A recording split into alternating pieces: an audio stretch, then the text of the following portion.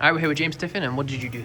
I got top 4 at the Cardiff WCQ 2024 playing Ryzeal Fiendsmith. Nice one, let's get into it. Lovely. So the best one card starting the deck is Ice Ryzeal. It's a starter, it's an extender, so we want to max out on copies of it. It gets you into both engines, Ryzeal and Fiendsmith. It's just, yeah, the incredible, like the best starter in the deck.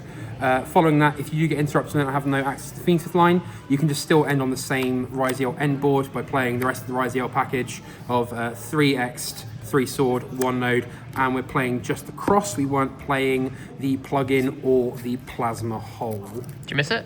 At one point in the mirror match where he got to extend using plug-in, other than that, nah, not at all. And then the Fiendsmith engine, which you just can see everywhere, 3 Engraver, 1 Lacrima, 1 Lurry.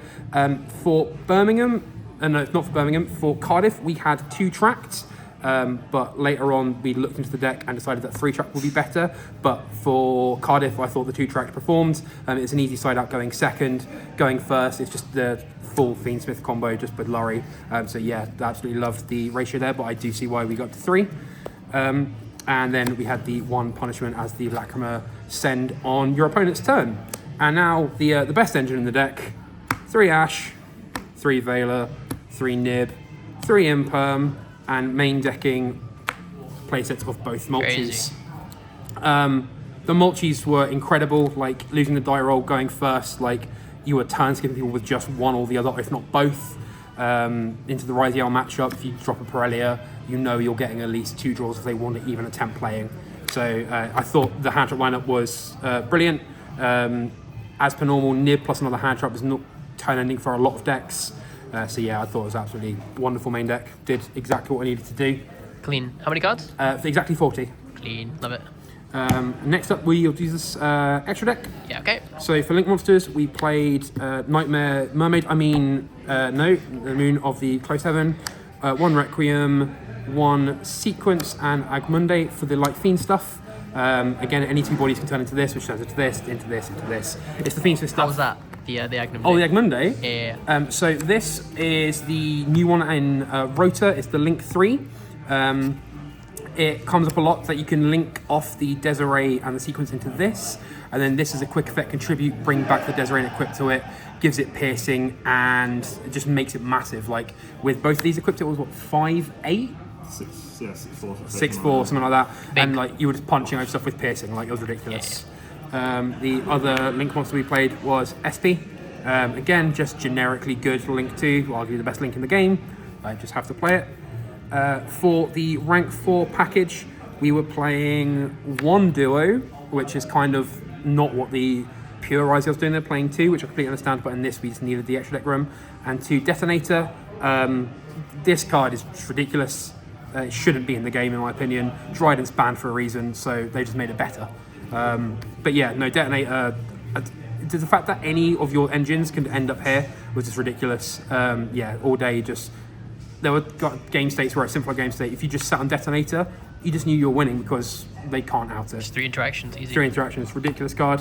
The card that links the 2 engines together, because for some reason it's a Light Fiend. You can use Ice and the X you summon off Ice, make this link into everything, and then you go through everything that way. Abyss Dweller then was the other MVP of the day for me. Round 1 in the mirror. Against Alfeo, yeah, it stopped the it just stops the Fiendsmith stuff, and you just end up playing Ryzeal, and then the Dido Hive King and the Aggregator. So obviously this is sent off the EXT or X'd to then attach under the Dead Namer, and then this is what your Fiendsmith stuff is doing. If you go first, it's part of your end board, makes you nib proof. There's the time where they have to nib you, otherwise you're gonna make this, and then you can just go full Ryzeal combo afterwards. And then for the fusions, Necro-equipped Princess, and Desiree. Again, these don't really need explanation at this point. Everyone's explaining what the Fiendsmith stuff does. And then the best card in the deck, Chaos Angel. Yeah, crazy. Just this deck can't out this. Pure Ryzeal really struggled to out this. Malice struggles to out this. It's just a house. It just sits there by itself. 3/5. Like you'll see in the side, we were playing Bestials as well. So like Druis Worm plus either Lacrima or Ice, just into this is 2 bits of removal immediately they have to deal with. Absolutely incredible. RIP. Then for the side deck, we were playing Droll. Droll didn't really come up for me for the weekend. It's in there for Rogue. I was in there for Rogue. Pure Ryzeal, it came in because obviously they do a lot more adding. Again, more MVPs. The Bestial lineup was absolutely insane. Shout out Lewis for lending me the second Druis. These overperformed all weekend.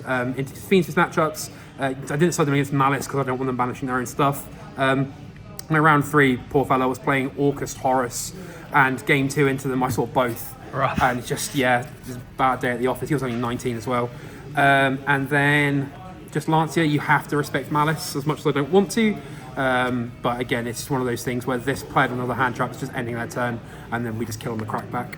And then following that, it is a thrust package of 2 thrusts, 1 Sanctum, which is again is a nut going first into Malice. It's just 6 copies of Lancer if they shift to you, and then you just play again on turn 3. Druma Cannon for Rogue, D-Barrier for the matchup, or any sort of Fusion or Xyz decks, and then finally just 1 Evenly to search off of the thrust going second. Yeah, clean. Nice one. Do you want to go through your rounds? Round 1, it was Alfeo and the mirror match. That was a really, really good match. Obviously, the big shout out that I'm going to do, but I'll probably do it now, is Alfeo and Mitch. They're the ones who put the time into the deck, learned the deck, theorised the lists, and basically on the Thursday night before the regional, I went, "You Bell's not going to cut this. Help." And sat me down and taught me through everything. So without them, I wouldn't be able to do this top at all. So thank you to the pair of you. And yeah, unfortunately, round 1 immediately get paired with Alfeo. It's all you, man. It's all you. Round 2 was Kashtira Fiendsmith. Not real. He just held game 2. He held Kashtira Fenrir's effect for next year. Just didn't resolve it. Round 3, I said Orcus Horus. Again, opening 2 Bestials game 2 just felt dirt. And then it was just Ryzeal Fiendsmith, Malice, Ryzeal Fiendsmith. It was just the rest of the day was just the top 2 decks. This build specifically was good into the mirror. It wasn't optimized for Birmingham. Alfeo optimized for the mirror because we didn't realize how much of that we'd be facing. Malice, the deck overperformed. Malice couldn't do a single thing through it. And then my final round was against Pure Ryzeal, and the pilot was incredible. So props to them. They were really playing well, and yeah, it was a really back and forth game, and I won by 100 life points in time. Rough. But yeah, no, it worked. Champion difference, mate. That's what it is. There it Yeah, is. got the top 4. So yeah, Well done. Nice one. That was Cardiff. Anything more? Shout out Chain Lancia. Obviously, it's a 2-player game, but it's a team sport. Wouldn't be able to do it without everyone. So shout out to everyone here. Shout out to, as I said, Lewis. Shout out to Matt White for lending me the Ulti Chaos Angel. Yeah, Matt White. And thank you, Darshan.